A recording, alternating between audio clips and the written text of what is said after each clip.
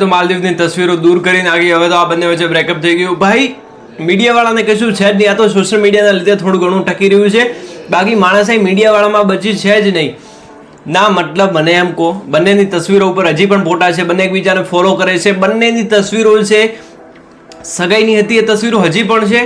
But મીડિયાવાળા બંને વચ્ચે breakup થઈ ગયું એવું લાગે છે.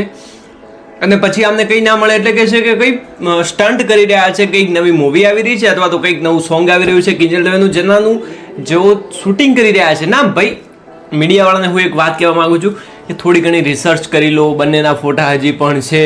જો બંને વચ્ચે બ્રેકઅપ થયું હોય તો બંનેના ફોટા સોશિયલ મીડિયા ઉપરથી હટાવી નાખે. બટ મીડિયાવાળાને મને ખબર નહીં કોણ સમજાવે છે. ખાલી માલદીવ્સની તસવીરો દૂર થઈ, બસ આ લોકોને એક ટોપિક મળી ગયો અને ટીઆરપી પણ મળી ગઈ કે આ વાત ઉપર ટીઆરપી મળશે. એન્ડ ભાઈ આ લોકો બસ આ જ ન્યૂઝ ચલાવી રહ્યા છે. મતલબ બીજા પણ ન્યૂઝ છે, તમે ચલાવી શકો છો, ઘણા બધા એવા ન્યૂઝ છે જે તમારામાં ઓકાત હોય તો તમે બતાવી શકો છો. બટ આ લોકોમાં એટલી ઓકાત નથી, કારણ કે સામે પક્ષે કોણ છે તમને સૌ લોકોને ખબર છે. પણ આ લોકો બસ એક કિંજલ દવેને લઈને બેસી ગયા છે. 4 થી 5 દિવસથી મારી ફીડમાં બસ આ જ ન્યૂઝ આવી રહ્યા છે, જેનાથી મારે આ વિડીયો બનાવવો પડ્યો.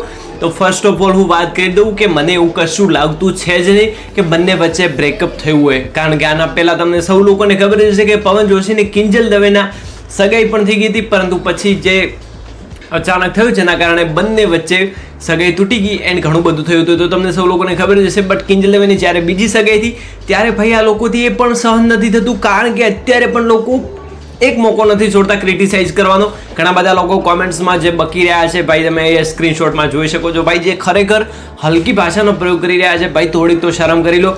બીજી બાજુ વાત કરીએ, ભાઈ ઓલ ડન છે, કશું જ કંઈ થયું નથી. બસ આ મીડિયાવાળા તમને મતલબ શું બનાવે છે તમને સૌ લોકોને ખબર જ હશે.